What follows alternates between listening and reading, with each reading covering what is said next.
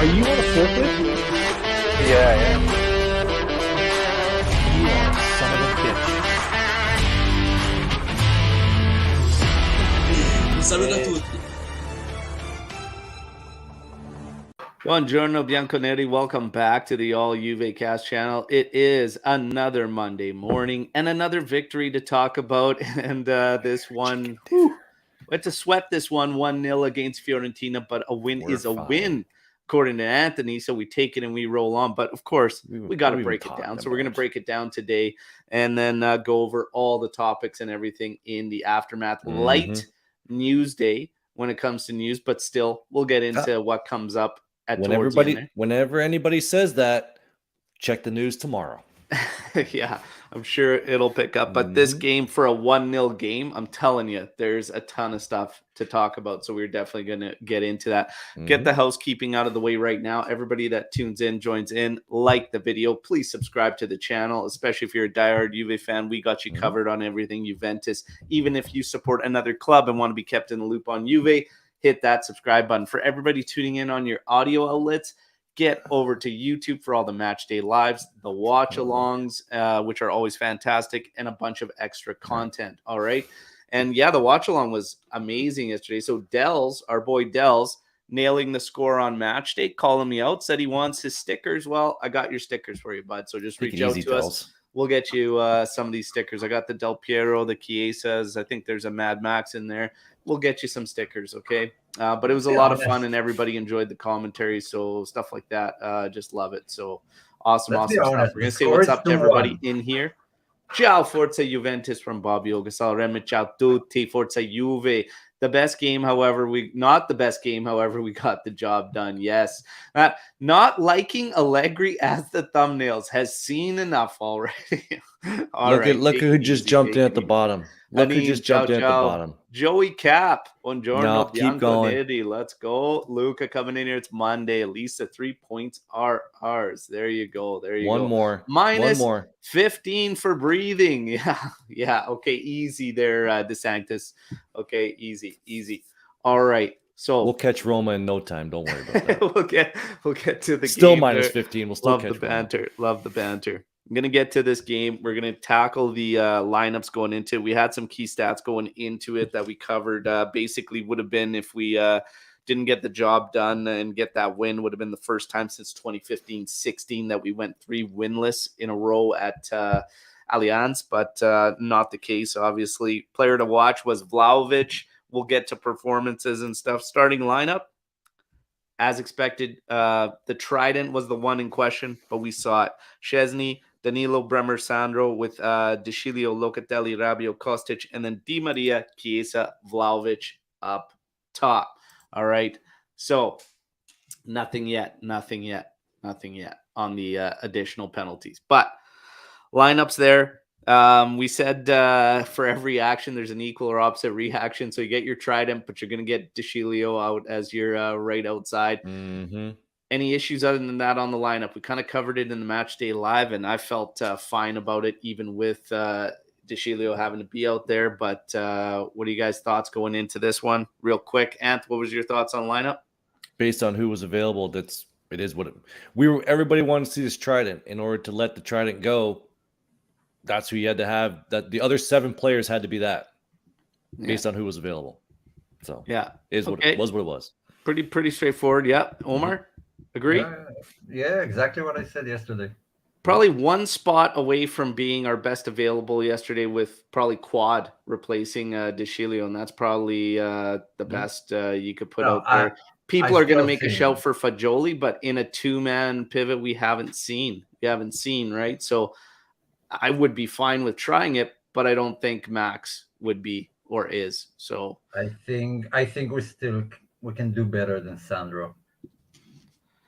In a 3-man back at the back, yeah, you could have probably played Gatti or Rugani, but I don't think it's be all end all, but I'm not against playing one of those other guys, that's for sure.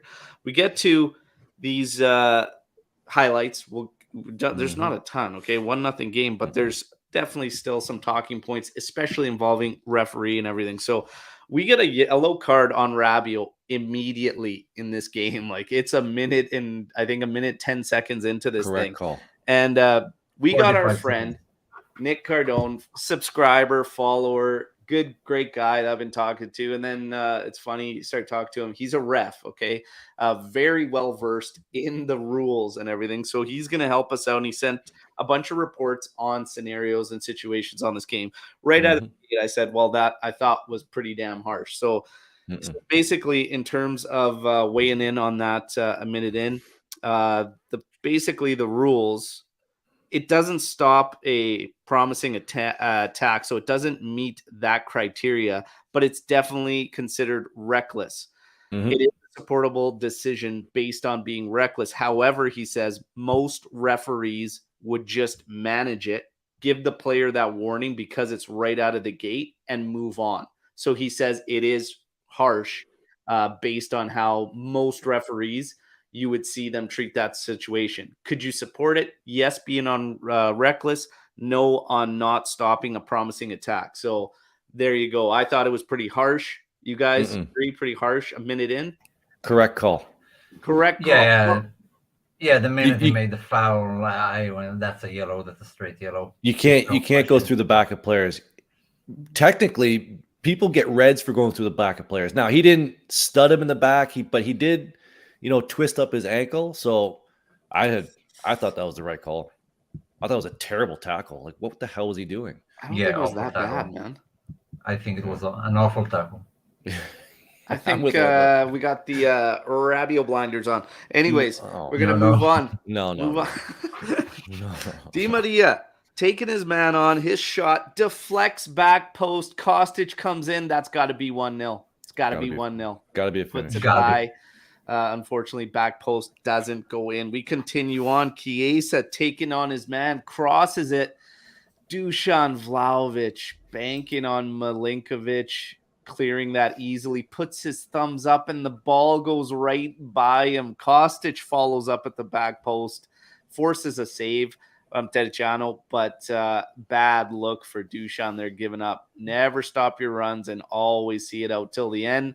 He was pissed with himself, and rightfully so. But again, what are the odds Milinkovic slips up there and gets that one all wrong? He did, but yeah, that didn't end up looking good for old Dusan there. We continue to move on. De Sciglio working the right flank. Low cross, gets cleared out, but stops right at Di Maria. This is the beauty that is Di Maria, because he's surrounded by four bodies from Fiorentina. He pops this thing and lays it on a platter to back post, and Rabiot comes in there, latches onto it. Terciano there gets a stop to it, but it's over the goal line. Ref pointing to his watch. It's 1-0. Man, Di Maria, there was some talks in the chat about him being really frustrating yesterday. Some Juventini felt he was really frustrating to watch. But that's kind of Di Maria in a nutshell. I mean, like all those guys that are big guys like that can create these moments. Sometimes you got to take the bad with the good, because he was struggling in certain moments and certain decisions and whatnot. But then again, I don't know who else on that team around four guys in the area in tight like that gets that ball off back. That's what you want from your attackers. All they need is one moment of brilliance of putting the ball, and that is what won us the game yesterday. That single moment. So no matter how many balls he fumbled, how many stray passes, one of his passes made it to the target and won us the game.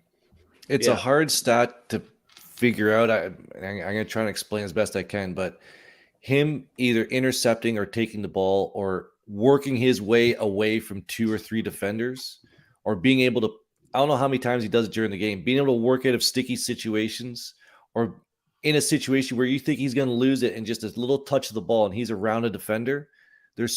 I could think of probably 4 or 5 yesterday, and we just have nobody else who can do that.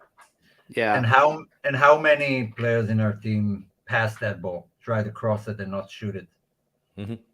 He's probably the only one to cross it. That's a good point. And that's the thing, is just the presence in mind, regardless of what's going around. I think if I'm thinking about our roster, I think quite a few of these guys are just going to be looking to even just maintain the ball, not lose possession. The shot, he knew he had no shooting lanes. Like, there's 3 guys in front of him, one coming over from the side. He knew all he had to do was pop that thing over, and he's probably got guys open based on how many people were just surrounding him. So it's that presence of mind, and that's the magic that you need from your big guys. That's pretty much all we're going to talk about first half. I see a comment in here about what were the refs drinking yesterday, man. We are going to get to more from Nick Cardone, who did a great job in his assessment and evaluation of referees and everything. But your guys' thoughts at the end of the first half before we get to Nick's comments on the officiating and everything. So, Omer, why don't you kick us off? First of all, that Dushan chance, I know that watching it on TV, then you see all the players and you see the ball all the time. For him, he might not have even seen the ball, and suddenly it's in front of his face. So it needs a very quick reaction. Yeah, I want him to position himself in order to get to that cross, but one, he might not have seen it. Two, no one expected what happened to Milenkovic there. He just tripped and fell. So suddenly the ball is in front of Dushan. Could have done better, but I won't criticize him too much for it. But that's one of the things you're taught at a young age. Like, they're teaching that young age, never, ever stop your run. You never stop your run, and he had Milenkovic, so the cross is coming basically at him where he's facing. Milenkovic is going straight towards the ball. He's banking. He turned his head away, and he put his thumbs up like this, and then the ball flashes across.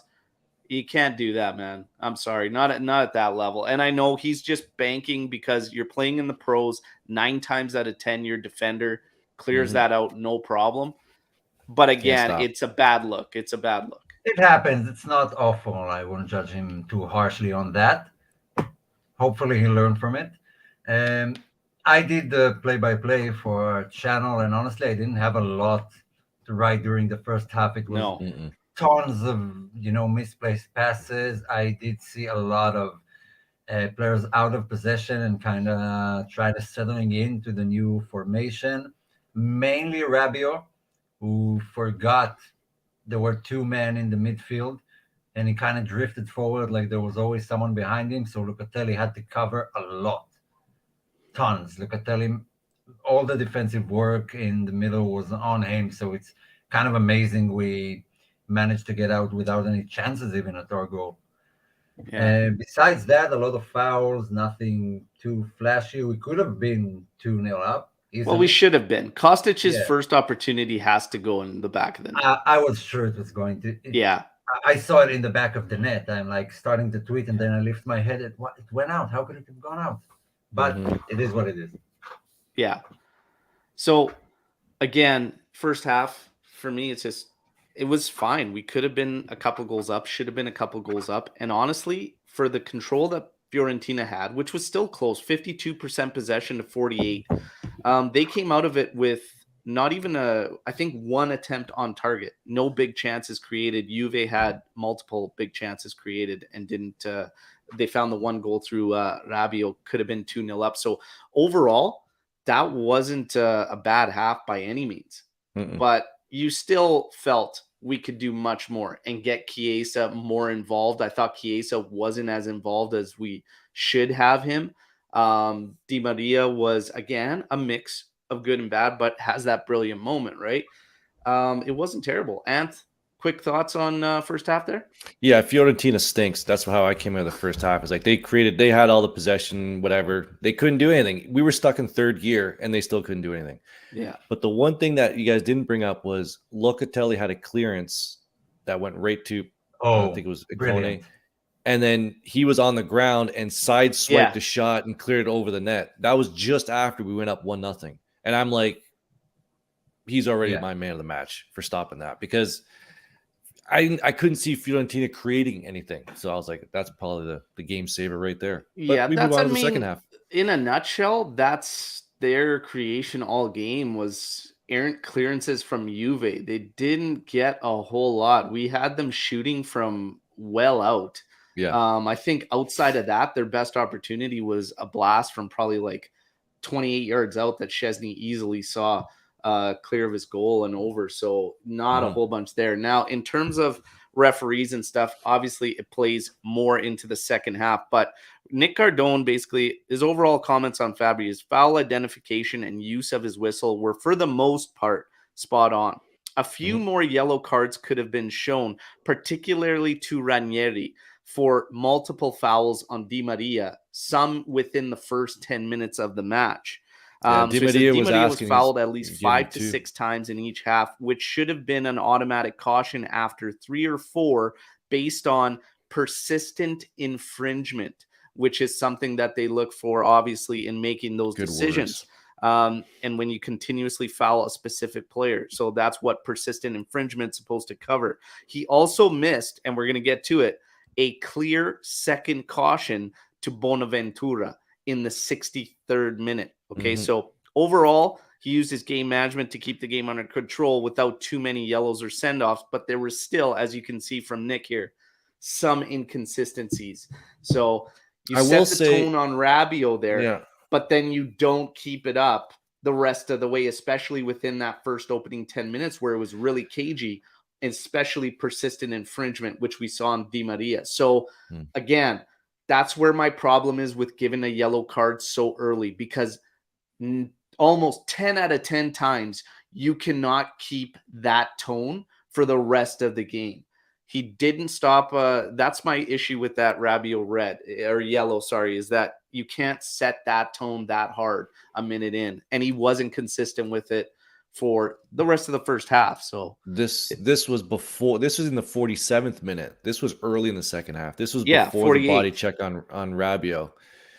And we're going to get to it. I'm surprised they didn't look at this. So, and this is actually the first piece that comes up for 48th minute. Bonaventura foul on Di Maria resulted in caution, potential send-off. But Bonaventura makes contact with Di Maria with his cleats right above his ankle on a planted foot.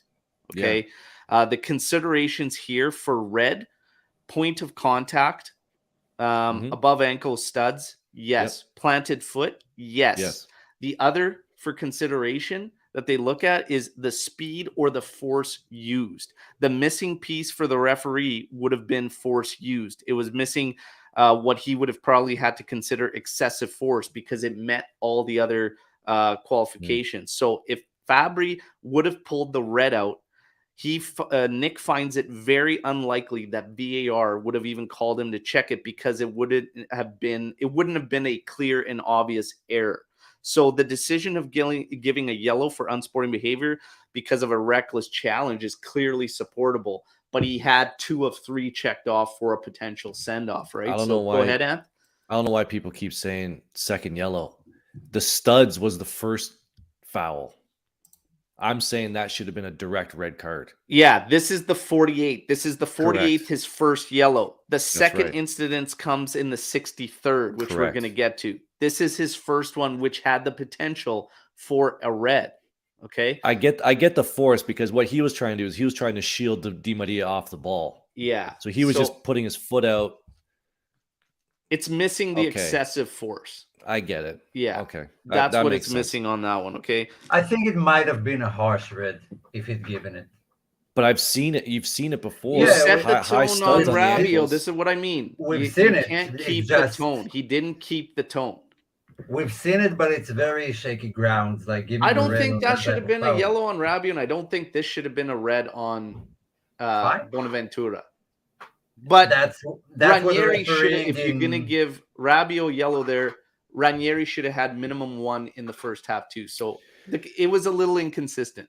Yeah, that's the thing with refereeing in football. It's just it's left open to opinions. One referee might do that, the other would have given a red and have not given a yellow to Rabiot. So and Soiree coming in saying should have been a direct send off. So there you go. Like I said, you can go either way on this, but by rules, he's got 2 out of 3 checked off for what they actually look for by rules. So again, take it for what it is. We continue on. the game, battling on the left side. It's just insane. I think he had Di Maria in there amongst Amrabat and I think Bonaventura. In comes Locatelli and quickly picks up that ball, finds Kostic with a nice pass through everyone, and Kostic is running onto this thing. He slips it to Vlahovic. Vlahovic with a beautiful finish, clean on Tericiano, 2-0. Hold up. Here comes the offside call, VAR. And they look at this thing. I was looking at this thing live, and I thought, no way, based on where Milenkovic was standing. And sure enough, by rule, now, yeah, it's offside. It's doesn't matter. Doesn't matter what it is. You have a portion that's just barely above. When you look at the side angle, it is barely. And I still can't see it clearly. Okay. It's one of those scenarios. Now, again, Nick Cardone here, Vlahovic goal ruled offside. There isn't too much discussed when looking at this one. Semi-automatic system showed maybe a millimeter or two that he was beyond. It's frustrating, but by rule, it's correct. It was half of his head. Man, I suggest something completely different if we're going to do offsides and try to be this pinpoint. Because again, we see the flip side of it later on Castrovilli's goal. But guys, Omer, what do you think about the VAR in this semi-auto and that millimeter or two?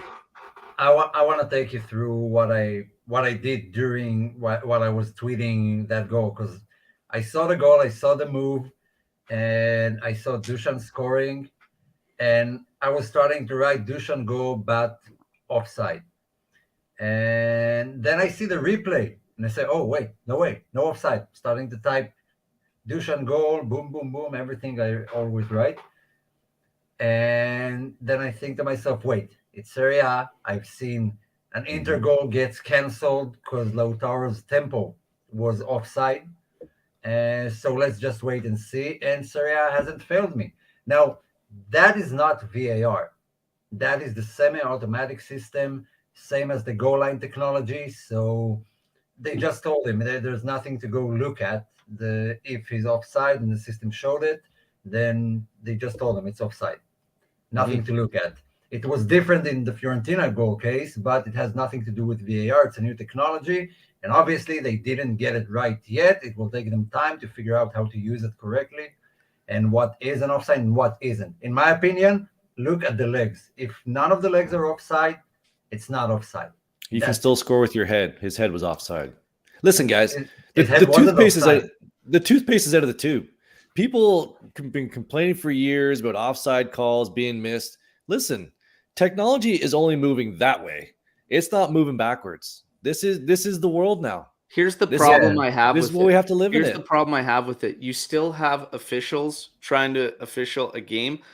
There's no way a guy on as an assistant ref can pinpoint a nose being offside. Correct. So to use a system that does pinpoint that leaves such little margin for error as a player that it's too much. It's over the top. It's over the top for offside. Absolutely. It is what it is. I think I think they need to revamp it because honestly, I think it was better the old days and having the arguments of, hey, that should have been called or not, because to be honest, it's way too much right now. That's way too much. But as a player, you can't do it. And as an assistant, what the hell's the point of these guys? What's even out there for now? Like, there's no way they're going to call it by millimeter. It's a joke. 100%. Yep. It's a joke. Yeah, and it doesn't give the attacker any advantage. If it's by millimeters, there's no advantage. But I want to be clear. I think the main problem is the rules themselves. The VAR is a tool. It's not the rule maker. And they need to change the rules of handball. The problem is if you open it up to advantage, you're still opening up a gray area. You would have to clarify what advantage is, because even if you want to say, oh, your leg has to be over. Well, usually when you run, you lean. So your legs could still be on an onside position, but you could be extended beyond that player. Offside. So no offside. Even that, I don't know. For me, it would have to be something where you can clearly define, okay, you have to clearly define first what is advantage. Is it your half of your torso being over? Is it one No. leg being over? Belly beyond- button down. And even half a that's going to hip. start an argument. Well, Hip no, bone because down. here's why. Here's why. Oh, I'm offside. Only one leg. Let's just say for shits and giggles. Oh, if one of your legs is only beyond the defender, you're on side. You're off. You're on side because it's not a huge advantage. Okay, that's great. But again, what are guys doing? Are they just now going to watch him try and play like a hockey offside? No. You can't do it. You can't do it. I'll It's going solve to it be a for battle you. even trying to clarify what advantage is. I'll clear it up for you. Your Go feet. ahead. Only your feet. Look at the player's feet. No one is, if your head is offside, that's not an advantage. But what's your foot? Does it include your ankle? No, just your soles, the bottom of your foot. But what if I'm there- wearing high top shoes? Am I offside? You can't. No, your foot. You got to your make fingers, it black 2 and feet white. beyond is what you're saying. One What's a feet beyond foot? is also fine. The whole foot? No, just your soles. Just the toe?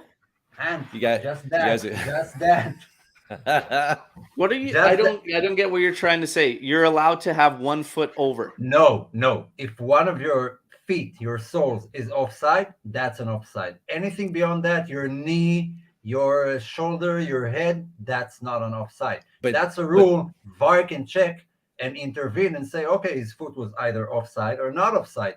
And that's about it. That's easy for a ref to call and spot. But when you put on his finger was offside, then you create all those gray areas. You can't score with your finger. That's the rules. It has If to any be part a of your full body. foot. You're saying. Yeah. Even a part of your foot. If You a part can't. of your See? foot is What part? offside compared every part, your ankle, your toes, whatever. I get. Doesn't Oh my! matter. Listen. I get A it. part I of get. the foot I get what you're saying. offside would I be get it. advantage. But Okay. it's Yeah, done, guys. That's an advantage. That's a step forward ahead of the defender. It's Your done. head forward is not an advantage. It's over. This is the world now. I don't You know. can't. I don't know. And I'm with Bert over here. You can't be introducing any sort of gray. It's got to be black and white.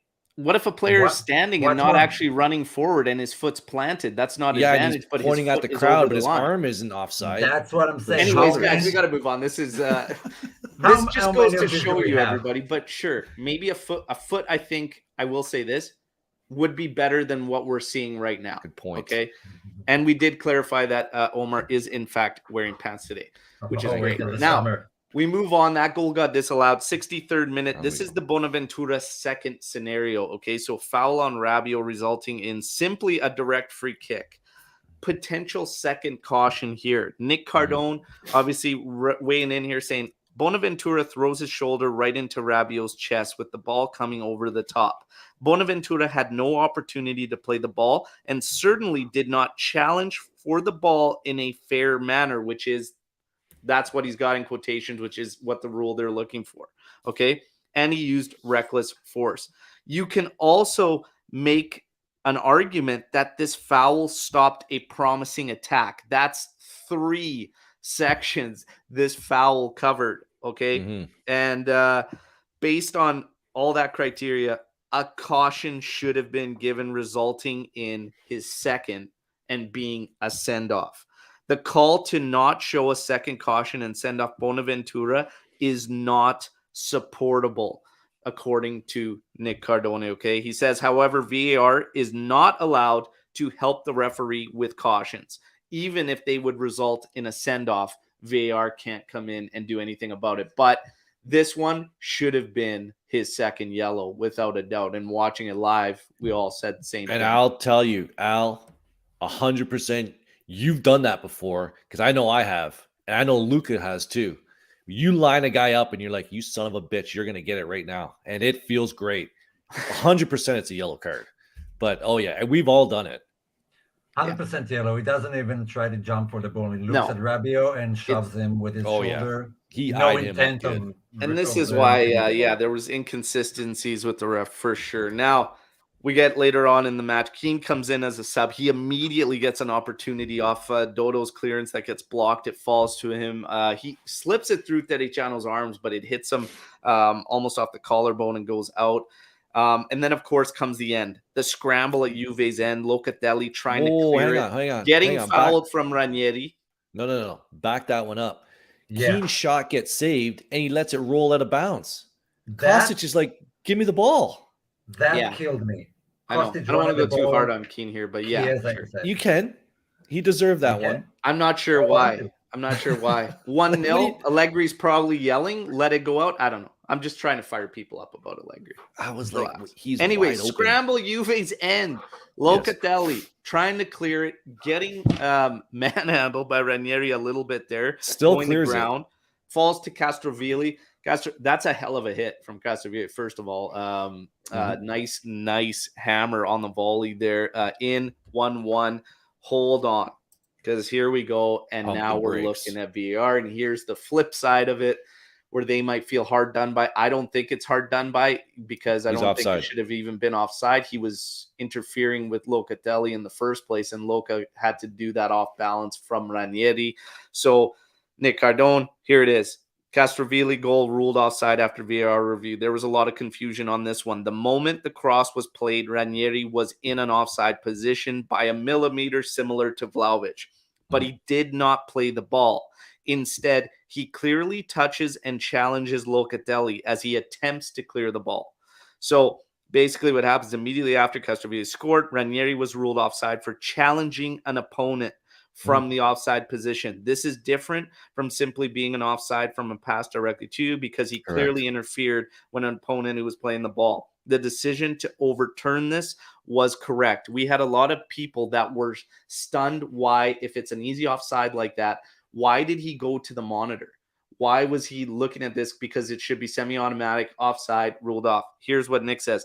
Why did he go to the monitor? The decision isn't as clear-cut and objective like the Vlahovic offside, because you're ruling a player offside for challenging an opponent. So it's usually a little more subjective. So due to the nature of this play, when VAR told Fabri and the assistant there was an offside, they potentially didn't even know who was off, since Locatelli was the one who played the ball. Therefore, the ref needs to go take a look to confirm the player was offside and that it was the one that challenged the opponent. So it may have also needed confirmation. Makes sense. Locatelli, who played the ball, if it wasn't, would not have been the correct decision. So since there were so many considerations on the table, he absolutely needed to go and look at it for himself. Juve gets the call in their favor. No goal, offside, and he challenged Loca. 1-0. Get me the hell out of here. The last half was frustrating as hell. We're going to tackle reviews now. And of course, you see Allegri getting into with apparently a fan that was bad-mouthing Keane as he's coming on. Allegri gets a yellow towards the end. He's shouting right next to the ref, Fabri, as he comes out from looking at this thing on VAR. I'm yelling at Max, stop yelling with everybody and get your team to stop sitting back so goddamn deep on just one goal. And we'll talk about subs. As we saw, I don't even think we had that many midfielders, yet we all of a sudden had a whole field full of midfielders. We're going to get into that now. Everybody, reminder, like the video right now while you're in here, and let's get into this. So guys, 1-0. Let's get your overall review. The second half for me was quite a bit frustrating towards the end. Your guys' review of the second half there in this game overall before we get to man of the match. You want me to go? Go ahead. I thought they completely stifled the Trident. They had, anytime Vlahovic had the ball, he had two guys on him, so that basically shut him down. It was a typical Max game. Up 1-0, lock it down. I was looking at the numbers after the game because I saw Lucci in our group chat saying, "Oh, here we go. We're going to lose this game now." When was the last time Max gave up a lead after the 75th minute? That's right. You can't remember because we haven't done it since September. Max doesn't give up leads. This team does not, and I'm going to put on this team. This team, when we're up, we don't lose. And I don't see why people are getting I see why people get frustrated because it's like, oh man, we're going to lose this game. We don't lose games when we're up. Not this season. We haven't been doing it, and we haven't done it in a long, long time. So, but we did draw Fiorentina 1-1 in the previous game when we were up 1-0. yeah, when was that second goal? Like late in the game, we don't give up goals. I looked that one up, couldn't find that one. But That's like not Monza, we lost that's not 1-0, but that's the we had a goal, red Mike. card. Benfica, okay, 55th minute, 2-1. Oh, that was 69th against Roma. That was in August. We don't give up late goals. So I see, for me, this is just for me, I'm fine with how we won that game at the end. I knew we weren't going to lose.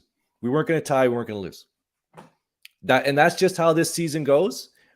And everyone's complaining about how, oh, our team isn't good enough. Well, if your team's not good enough and we're still winning games, what are you complaining about?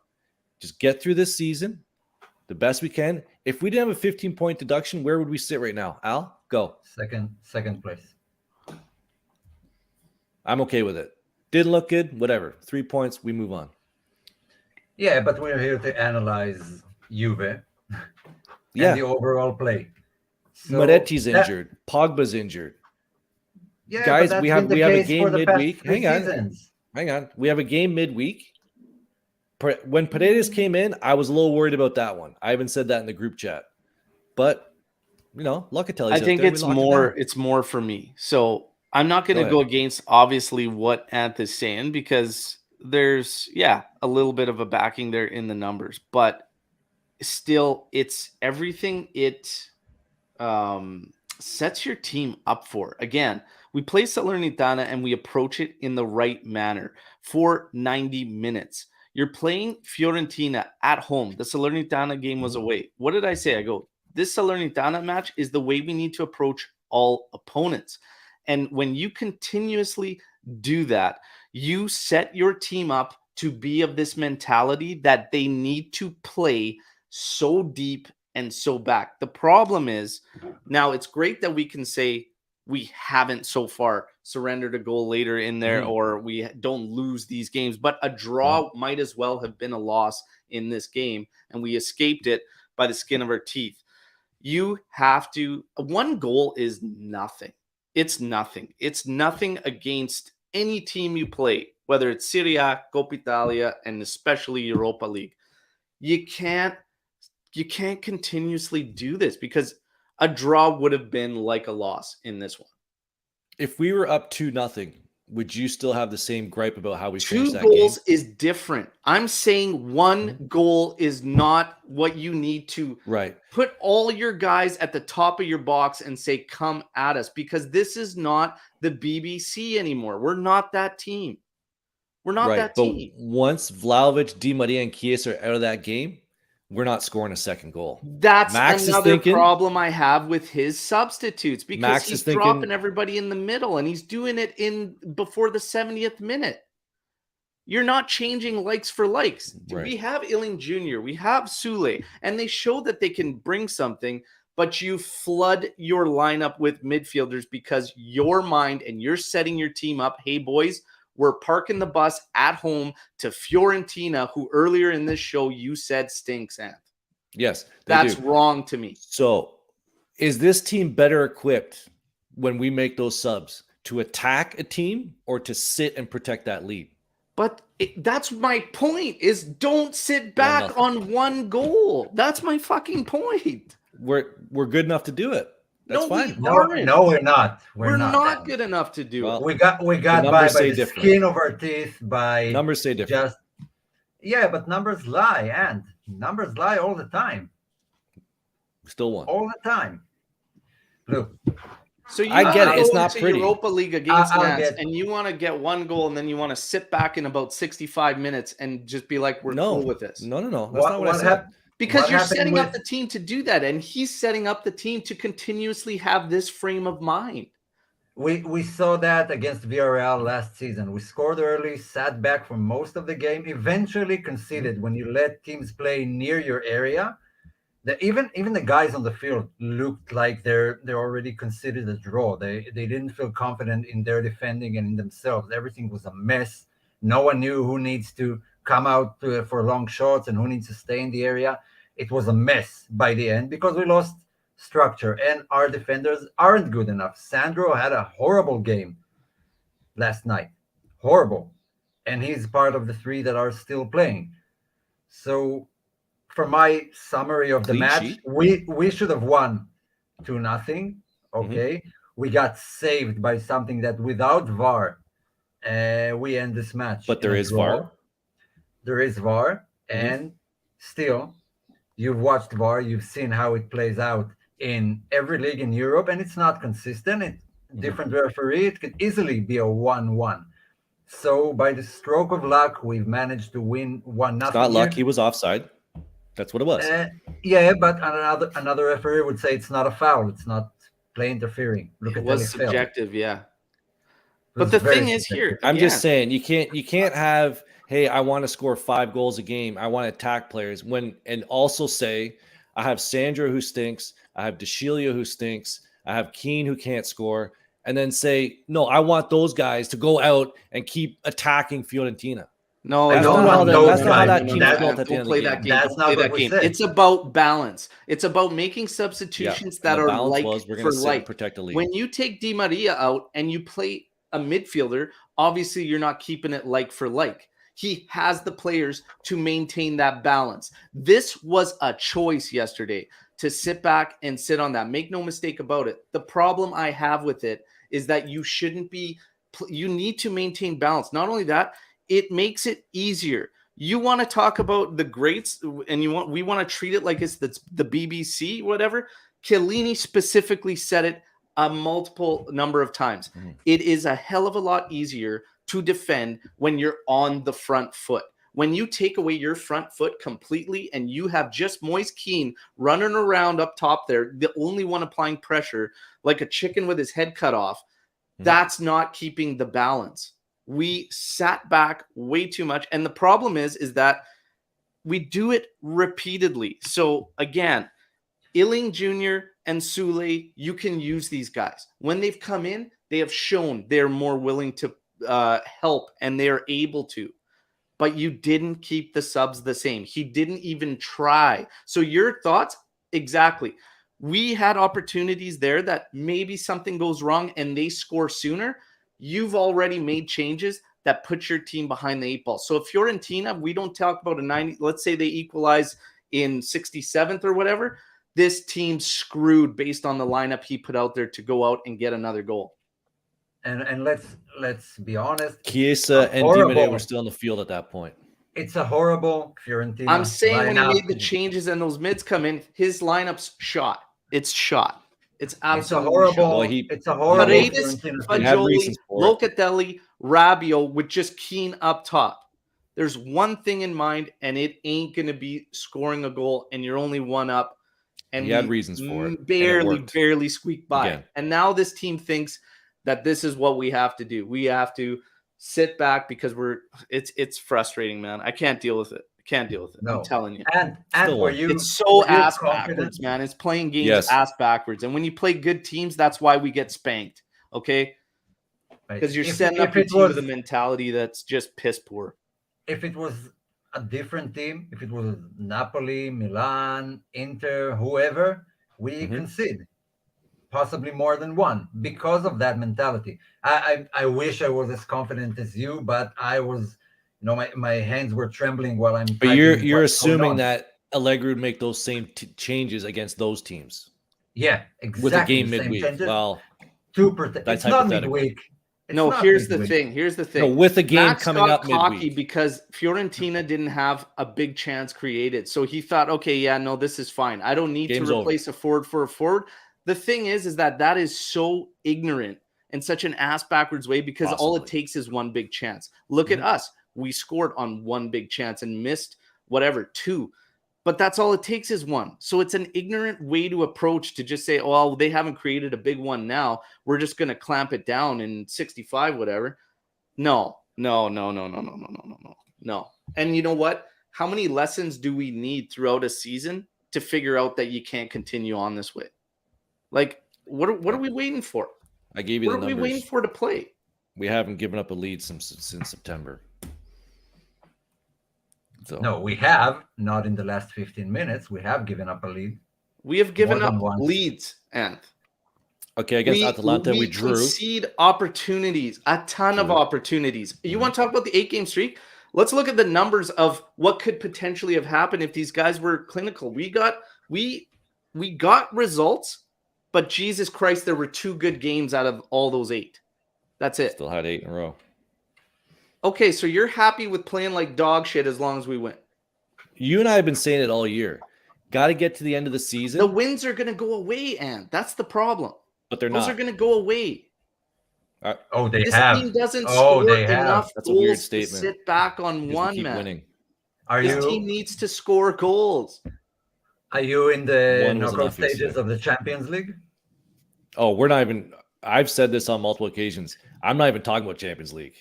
Let's talk about City. Yeah, but we're talking about Juventus. If Juventus plays in the Champions League, this is not a Champions League team. No, that's why it's even worse. It's a horrible Fiorentina team with no crowd. No, and Juventus isn't a Champions League team. Juventus might be. Inter and Milan without the -15 are in the Champions League. You guys are getting too worked up. Oh man, you're still high on the Super Bowl. You guys are getting too worked up. Anyways, man of the match. Okay, it's definitely not Anthony today. Who's man of the match for your game yesterday? Anthony was given early shouts for Locatelli. I was looking. I'm like, hands down. His defensive work yesterday was outstanding. Yeah, for sure. I liked Bremer in the match as well, and I do want to give a shout out to Kostic. I thought Kostic gave like 150% yesterday. Unfortunate not to get the 1 goal on his first opportunity, but it was a good showing from them. Locatelli in there, Bremer for me, Bremer Kostic for me, honestly. But we look at some shouts out here. We got 1 shout for Di Maria. We've got Kostic and Bremer. We got man match Kostic here. So there you go. That seems to be those guys in there. 1 shout for Di Maria. There might be a couple more. We have a Kostic earlier there. You guys do have a question from Bikram G to why Locatelli. So if one of you wants to elaborate on why Loca, go ahead. Omer? Yeah, you need to watch the overall play, even watch that game again. Without Loca, we might be conceding 1 or 2. He was doing the work of at least 2 midfielders yesterday, covering everywhere, always available for passes, always aware and very responsible. That's what I see from him most. He's so responsible for the decisions he takes, when to go forward, when to stay back, where to navigate the game. He's really mature, and those are the types of games where you don't need kids all the times. You don't need the youngsters. Sometimes you need men, someone to take the responsibility to navigate everyone. And Locatelli was the man yesterday in the midfield versus Amrabat, the World Cup sensation, and Castrovilli and whoever. And Locatelli was the one who was responsible for keeping those guys relatively quiet for most of the game. Defensive work should be admired just as much as attacking work. Yeah, a lot of people knock him like for turnovers or someone who's going to see the ball that much, he's going to have more turnovers per capita compared to other people, or like he has an errant pass every once in a while. But like Omer said, his defensive abilities are just outstanding. It's the little things that actually go a long way to making things work for the other guys. Because does he have errant passes? Sure. Everybody wants Pirlo in there. It's not going to happen, guys. But a prime instance is like yesterday, Vlahovic's second goal got ruled from offside. Di Maria's doing whatever he can to survive on that wing. He's got pressure all over him. Locatelli comes in like a battering ram, picks up that ball, has the presence of mind amidst all that scrum, look like a rugby scrum. Right in front of the benches. You see out of his peripherals, Kostic over his left shoulder and slots this ball perfectly into his run, and he runs onto it and slips it to Vlahovic. It's little things like that he does over and over and over in games. It's huge. And defensively, he is our main defender ahead of the defense. And the work he had to do yesterday so that we could see the trident was massive, especially defensively. So again, you guys want all this creation and everything, but you have to realize the creation falls on Chiesa, Di Maria when we play in that manner, because you're left with just Rabiot and Luca in the middle. So Luca did his job and did it to a high level. Okay. And ideally on Pogba where I when he think some returns. shortcomings was the right side. And that's having Lord DeCilio there on the right. I think that's where some major shortcomings were. Because if you're going to play that 3-4-3 and be heavy up top, your flanks better be on. And Kostic was at another level compared to DeCilio. And that's where it kind of shines a light there. But I don't know. Luca, for me, did his job and did it exceptionally well yesterday. I want to add another point. We've seen the 3-4-3 for the first time, and that match looked like a team playing 3-4-3 for the first time. So if everyone is expecting to change formation and suddenly in one game start flooding the field and being everywhere, that's not going to happen. It takes time. It takes work and chemistry. Or attacking at the end of a game when we're up 1-0. You know, it takes time. Yeah. And you wouldn't do that without any attackers, do you? Okay, help me out. When he made all those subs, and it's just like, here's the thing. The amount of opportunities that were falling there. Yes, they didn't capitalize, but it was like one after another. Jovic was almost free and clear right at the 6-yard box, and we just kept letting them come at us and come at. That's the shit I don't like to see. Sure. On one goal. On two, okay. But on one, you got to keep playing, man. You have to keep playing on one. So don't play with my emotions this morning on a Monday. And no one wants to hear your shit, Luca. Just quiet down. Chiesa winning MVP of January. Okay, so he gets MVP of the month. A lot of people didn't like that. Did you? A lot of people were. I saw people on Twitter saying, "Really, he won it?" It's like, was there somebody else to consider? I think it's the dumbest thing Juve does, and could just let it go. Well, it's from their sponsors, like they're it's the sponsor. I know they can. So EA does the MVP. Yeah, they have to do it, but I don't give that any significance in the way the players played. If Dusan scored 4 in one game, he'll probably get it for the entire month. Yeah, Chiesa's had a couple contributions in there. Whatever, it's probably weight of the one goal that gave us a victory. It is what it is. Anyways, the trident. I want to get to the trident. What were your guys' thoughts on the trident yesterday and how it worked? What did you like? What didn't you like? First game seeing it, it's gonna be rough. And Fiorentina is a tricky customer, right? They always play us tough, and I think it's gonna. I thought it was gonna flourish, but then I forgot that Fiorentina knows Vlahovic well. They've seen Chiesa before, so not surprised that they shut it down pretty good. No, let's be I would honest. say it's not worth it, but Let's definitely saying trident, not worth it. Wow. So live chat, there you go. Something to feed on. Do we lose too much in balance of play? So Ant says, no, you still got to go trident. Come on, what are we talking? There are 3 best strikers, our 3 best players. Yeah. Look at the guy who wants to sit back on 1 goal leads, wants to trident out there. Like, make up your mind for Christ's sake. Anyways, Omer. Yeah, but I mean, let's be honest. And Dusan did get a goal here, a legal goal. Yeah. So they didn't shut him out completely. The referee did. And besides that, they need to continue to play. You want their best players on the field when they can, right? And the next game is sort of midweek, but not really. It's a Thursday. Yeah, that's what we are now. Thursdays. Yeah. Great Thursdays, and then we have a game on Sunday and Thursday again, and then on Tuesday. But let's wait. Let's let them work out. Chiesa wasn't involved enough, in my opinion. Yeah. All the creativity fell to Di Maria and Di Maria alone.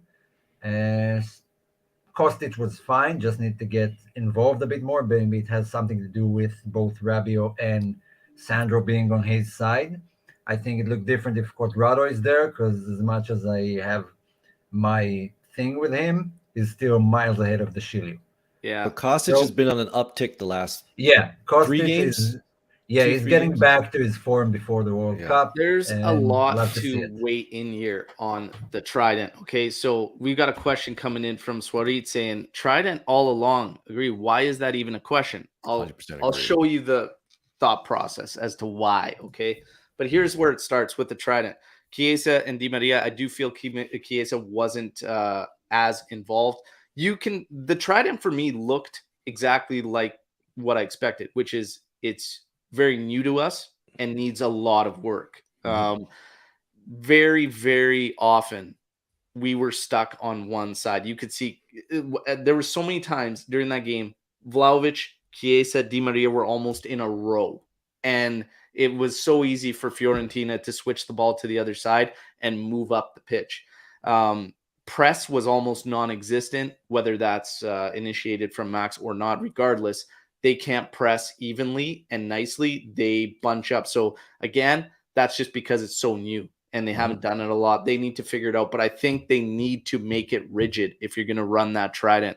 Someone needs to lock down the left side. Someone needs to lock down the right. And I think that's the reason why Chiesa struggled to get involved and could only do a couple of real good sequences was half the time he was trying to almost occupy the same space as Di Maria, and it just wasn't working. So they need to figure that out. A couple times, though, Chiesa did stick left, and we actually found him with some good long balls, and we're stretching out Fiorentina. We just didn't do it often enough. So there's a lot of work to be done there.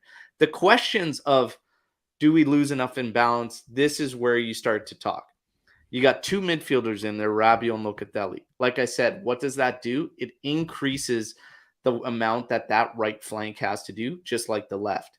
You could see it plain as day. Kostic was at where he needed to be. De Sciglio was not. And our right struggled because of De Sciglio. So the question becomes, you could see the Trident. You can probably do it easier with 3 midfielders. However, what hurts your flanks more? Trying to play a 3-4-3, is it too demanding, or is it more demanding to just have 4 at the back, 3 midfielders, and then you're Trident? Because in the middle, man, there was gaps. It was like the Grand Canyon in there for gaps on options too for our guys to pass to. This is another thing where Chiesa and Di Maria have to realize if we're only playing 2 midfielders there, when we do look to counter and turn the ball, you can't get up so quickly. Somebody has to stay and be that option because it wasn't all De Sciglio's fault. A lot of the times he didn't have an option to even come to a pass inside. Everybody was too far beyond. He can't put a ball through the player in front of him. So there's a lot to work on. What do you guys think? What hurts us more on the flank play? A 3-4-3, or should we go 4-3-3? Luca does bring up a good point. When you do play those 3, Keane's the only one you got on the bench. And Milik soon. Yeah, I don't agree because you could play Illing and Sule. And again, I would have played at least one of them yesterday. The main idea is to finish the game before these guys go out on substitution. So you want to utilize your best players. But sometimes it doesn't happen, and you have to trust what you have. I mean, if he has no trust in Sule or Illing, then don't call them up for the team. They're not there just to play minutes whenever we're leading 3-0 against Salernitana. They're tools we have, and he needs to understand how to use them correctly. And well, if you believe the phone taps that came out, you wouldn't be surprised why he's not playing them. Oh, I believe all of them. And don't report the phone tap. What? Don't report nothing. Don't worry about it. I didn't report the phone tap.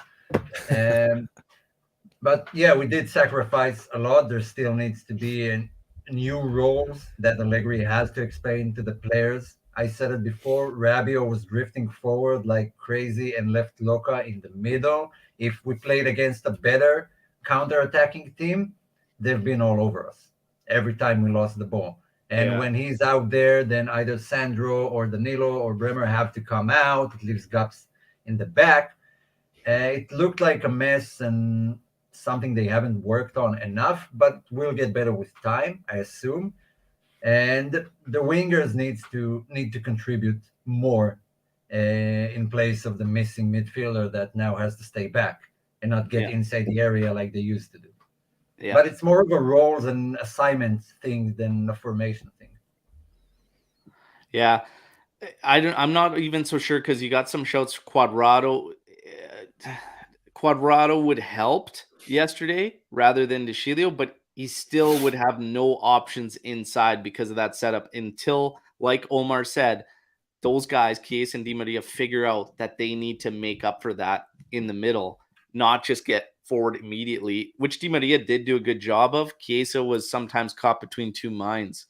So what do you guys do on Thursday? We don't have to travel. It's a home game. Do you go with a 4-3-3?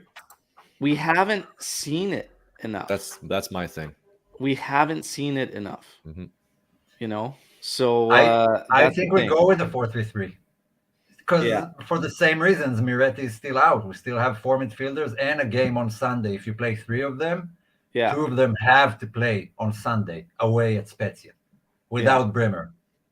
You haven't seen it. And just like this 3-4-3, I said, like, you got Salernitana. That was a game to try your trident out. And you have a couple at least going into it. You only have one so far going into the Nantes game. So how confident are we in switching it up and going that route? Like, I'm rather confident looking at the stats of Nantes. They're not a good team. They're 13th without a -15. They lost more than they won. They mostly drew all season. They have a negative goal difference. They scored 24 and conceded 26. They're not a high scoring, not so much a high conceding team, but we should, at home at least, that should be a win for Juve pretty easily, in my opinion. Yeah, I've been saying all this whole time. If it ain't broke, don't fix it. We're a 3-5-2 team till everybody's healthy. That's what we've been playing. That's what everybody's comfortable in. Do you start mixing things up and now? This question's come up. I'm going to remind everybody, get your Storm the Barn questions in right now, okay? Like the video as well. Subscribe if you're new here, but get your Storm the Barn questions in. We got one on deck. But do you think Allegri will go with the trident? Because Bikram Jeet is saying that he does not think that Allegri is going to go with the trident against Nantes. I actually don't think he will either. I think he will because of his character, because he is stubborn and he is committed to long processes. And yesterday was the start of some sort of process in shifting the way we play. And like I said, it's still the same case. We still have 4 midfielders available. You can't field 3 of them every game. So yes, for the trident. Just like he approached this one on one goal, he's going to approach Nantes in what he feels safest with, which so far for us has been having 3 players in the middle of the park. And I think he's going to do it. And I think you're going to get Locatelli, Fagioli, and Rabiot. And the rest will fill itself out. And one of Di Maria or Chiesa will have to settle for coming off the bench. If I had to guess, it would be Chiesa. Yep. 3-5-2. Kostic and Quadrado. That's what I think. And that's just how I read Max. And I would love to be surprised. I would love to him for come out, do a trident gap. But I think if he watches the Fiorentina game, and again, I would have liked to see this over 2 games like Salernitana and Fiorentina. But I think if he watches that, the counter opportunities that were there for Fiorentina, I don't think he wants to do that in Europa League. And I could see him going away from it. That's what I think he's going to do. He might. I wouldn't be surprised if he does. Yeah. When was the last time we played the same lineup twice in a row? The same lineup exactly? No, we won't because Quadrado was sick the day before. Didn't train. Right. That's why the Chilio started. So Quadrado will play. I assume one of the defenders will be out and someone will replace him, either Gatti or Rugani, maybe even Bonucci. We're going to get some change for Spezia because Bremer got a yellow and he's going to miss that one. Yeah. Yep. That will 100% be Bonucci. So, I'm putting my money on Bonucci. We do Quadrado and Bonucci will be on team list for Nantes Thursday. Again, we'll have to wait and see, everybody, but we're going to get how you guys feel about that one coming up towards the end. We got Storm the Barn. Let's get some questions in here. Luca coming in here with Bonucci returning. I know not many care for his defensive traits lately, but what do we think of seeing him between Danilo and Bremer in back 3? would definitely help our distribution issues out of the back. What do you guys think? There was a couple times yesterday where Bremer had the ball carrying it up, and I thought to myself, Bonucci was picking out Vlahovic with that pass, right? There's certain instances in a match where Bonucci gets it, and he's pinging those. His distribution is some of the best I've ever seen from a center back.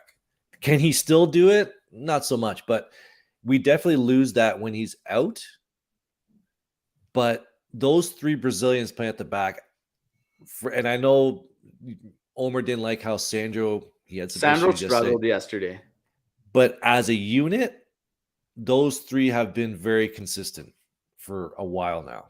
So breaking them up, it's the payoff for me. You have to, though. There's not enough payoff for his distribution because first and foremost, you are a defender. Correct. And Bonucci has struggled immensely before. Now he's been out for how long? And I don't have the confidence or the faith to go to that, and definitely not immediately, right? We would just have to wait and see, but not immediately for me. Omar, what do you think? If Dusan was introduced slowly into the team after his injury, then so does Bonucci. That's what he needs to do. He can't throw him out there, but he did throw the Shilio straight back in there. Right in there. 2 90s in a row. So I won't be surprised if we'll see Bonucci in the center. I've said it before. I think Bonucci is pretty much done. The type of defender that he is no longer applies to the current game. Everyone has speedy forwards, fast dribbling. You don't have your number 9s in there that a towering defender can do whatever he wants. And I don't know, maybe he will be good, but what we've seen in the past year and a half, I'm not overly confident. I think he should play. Maybe he should play against Spezia, but not at a be-all, end-all game versus Nuts in the Europa League. Especially when Bremer is out for Spezia, so there's one spot up for grabs in the middle, which I would give to him ahead of Rugani or Gatti.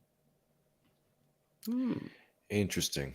I would start Rugani out of those three, only because Bonucci's coming back from injury.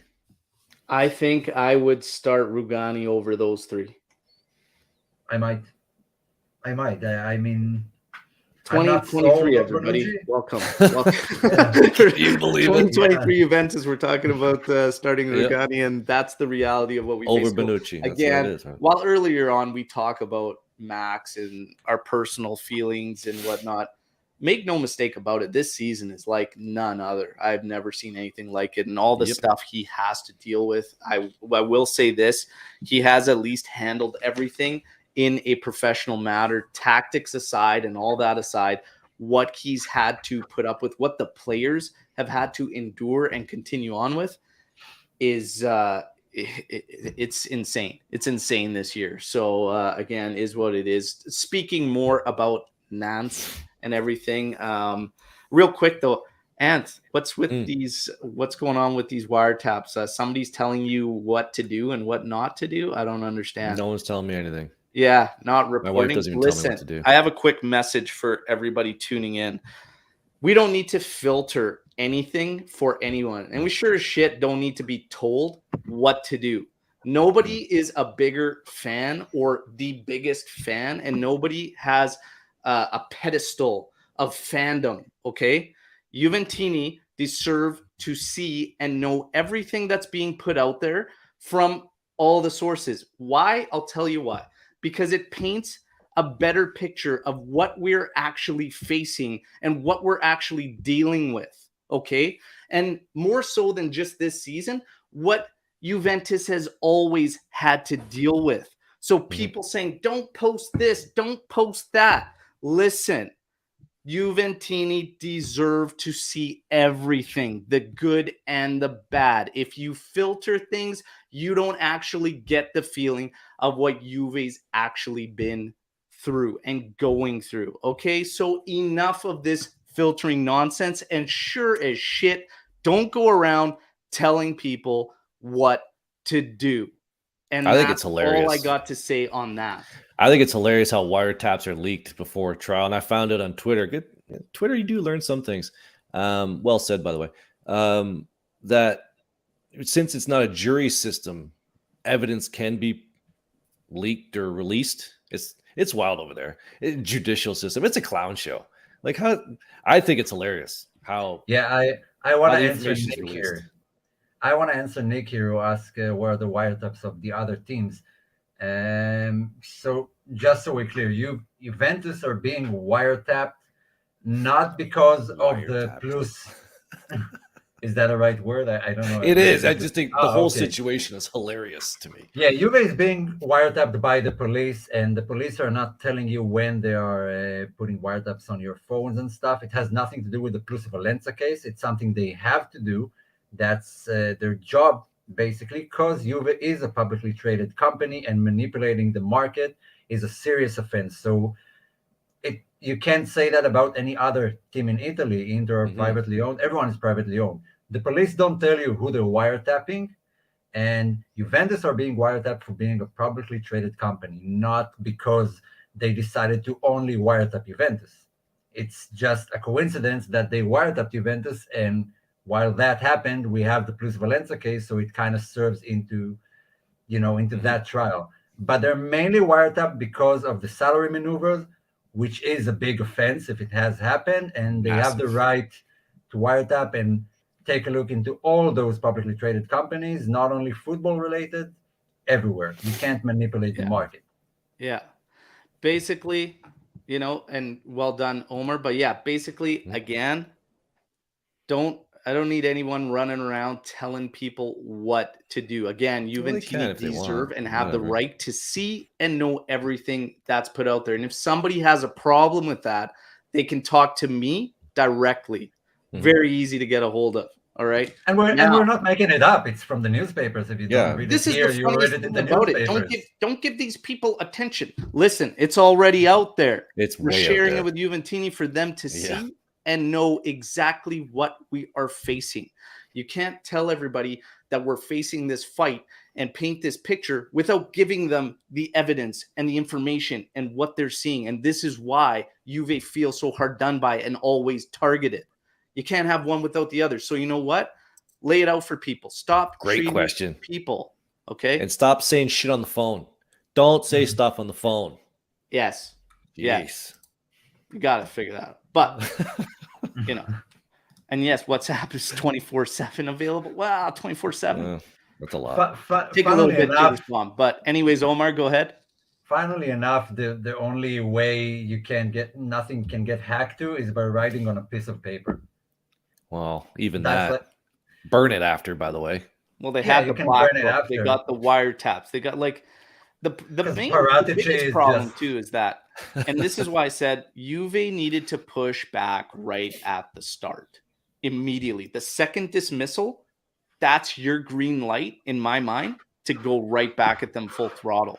I feel like they left themselves open for this thing to continue when it shouldn't really have. Yeah. There's still a lot to shake out here, man. We still man, it's going to be crazy. It's going to be going on for a while. But here's the problem why. Remember when I was saying all that hashtag freeze the league stuff and whatnot? Because you still have a team and players that are trying to deal through this shit. And we can't. Bam. Anyways. They could be shot go back to carrier pigeons. Yeah.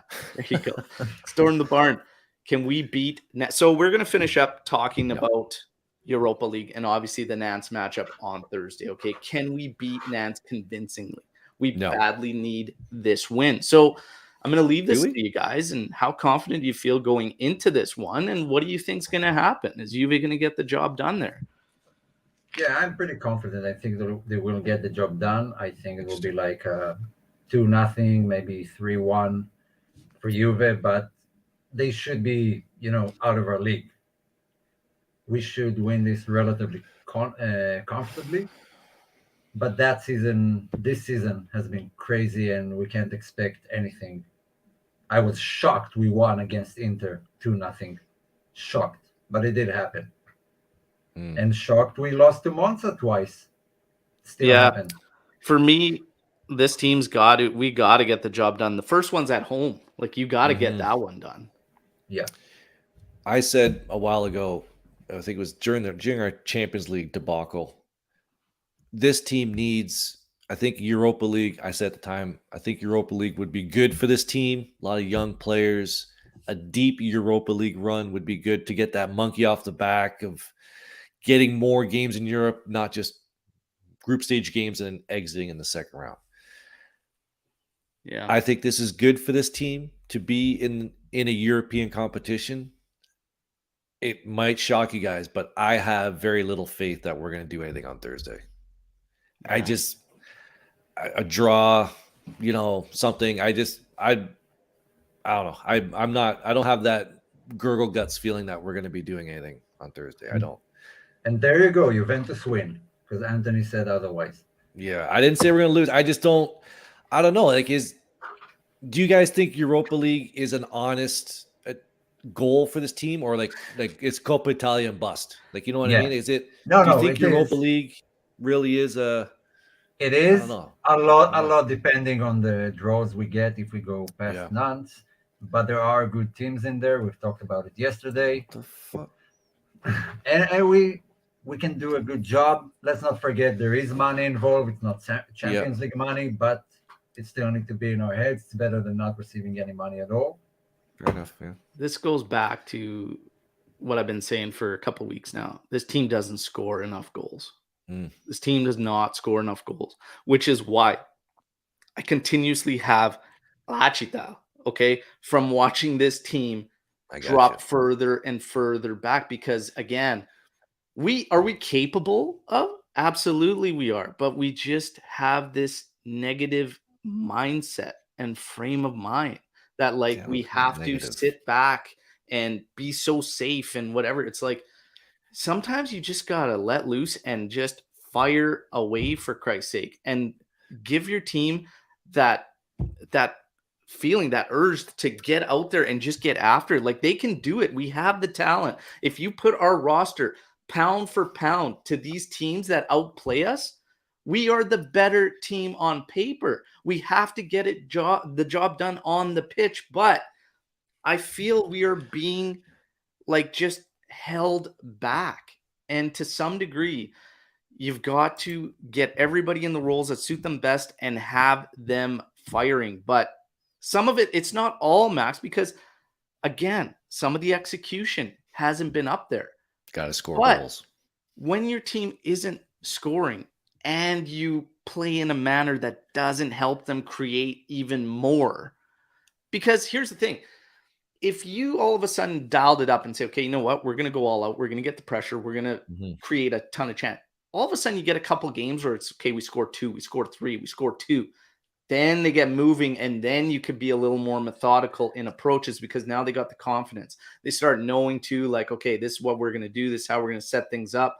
This is how our ideas are of creating. But right now there's too much of a free-for-all when I watch this team.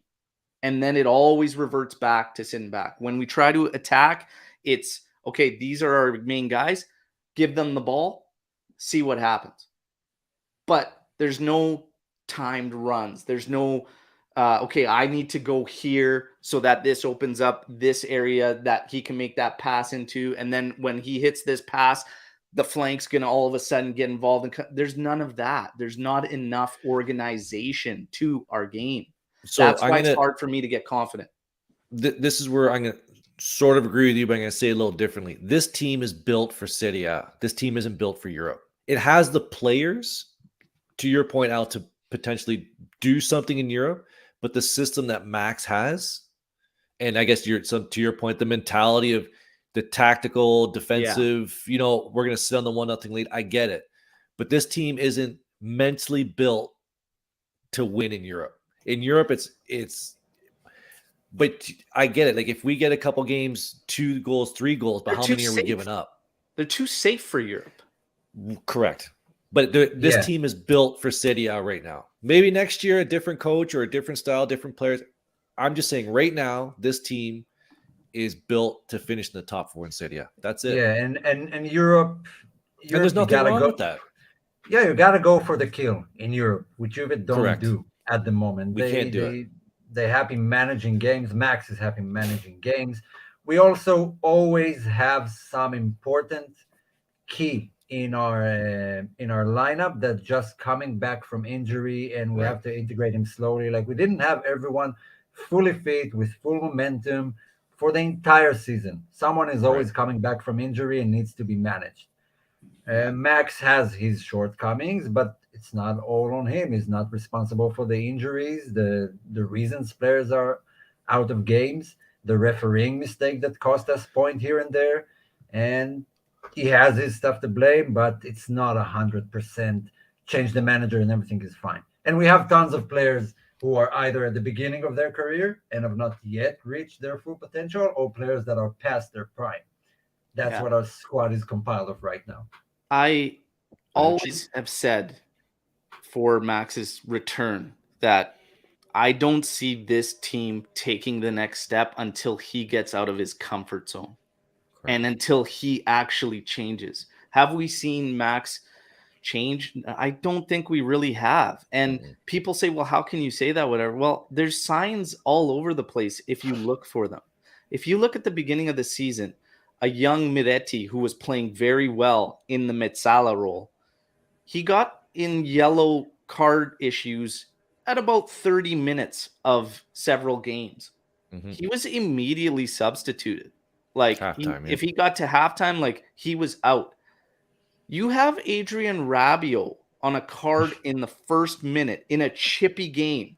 He will play 90 minutes for Max. So what I'm trying to highlight is that, and I showed it and I said it in the live watch along, is that Max will always be the guy that trusts certain players amongst his team, and he will die by the sword with those guys.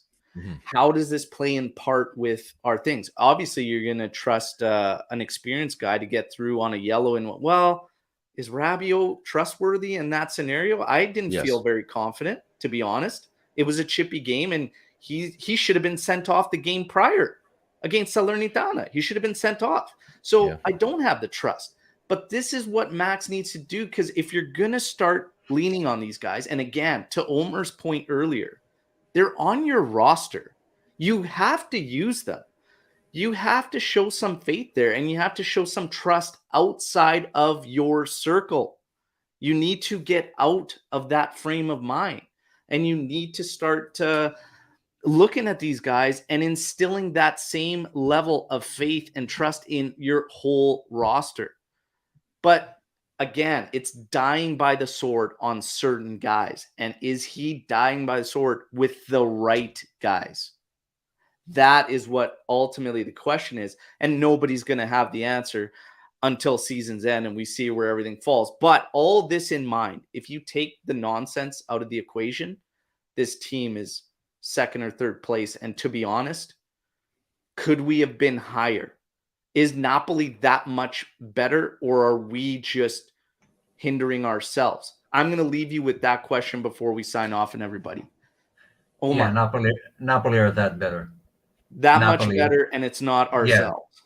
Yeah. And it's not only ourselves, but even if we were sort of ourselves, Napoli's team is still better. They're more functional. They have a more advanced coach in his frame of mind. They have a more united squad who work for each other and enjoy being with each other and enjoy playing with each other, understand the system. And when you have a set system that is working, it's much easier to integrate players. Even when they had their backs against the wall, they have that card of throwing in Simeone and he gets them the goal. So that's the sign of a confident team whose project is more advanced, and they did that after losing three of their most important players last season. That is a sign of a system that is functioning. Juve's system is not functional at the moment, so it's very hard to shine and play up to your full potential. Yeah. That can be solved, but it will take time. And this point is another one highlighting how I feel personally about Max is when B1897 says, if you remember Fagioli, one of the main reasons we were able to turn the tide, brought the extreme balance, and somehow has lost his spot in the first team. This is not this exact example, but it plays into what I think about who he chooses to ride or die with, essentially, right? Ant, anything to touch on with kind of that thought process of trusting maybe the wrong guys? Jeez, again, people are And I like, know I want because to. of injuries and stuff, right? Yeah, like people, I want to see the trident. Okay, let's put it out there. Well, why is Fajoli on the bench? Because he has to be, right? Oh, why don't you play these younger guys? Well, it's you. You can't make everybody happy with every lineup, right? And I was going to reiterate Omer's point. We haven't had everybody healthy. You know, I don't want to say the season's a wash, but Fajoli's played great. He'll get his time. Meretti's out, unfortunate. I agree that I think Sule and Illing Jr. should get more time, but Kostic came, he's back on the upswing. He's gonna, sorry, Illing, you have to sit on the bench. That's just the way it is. I want to add something. Yeah, go ahead. And I'm texting with Luca right now in the group chat, so I'm kind of all over the place. So it's kind of funny. Yeah.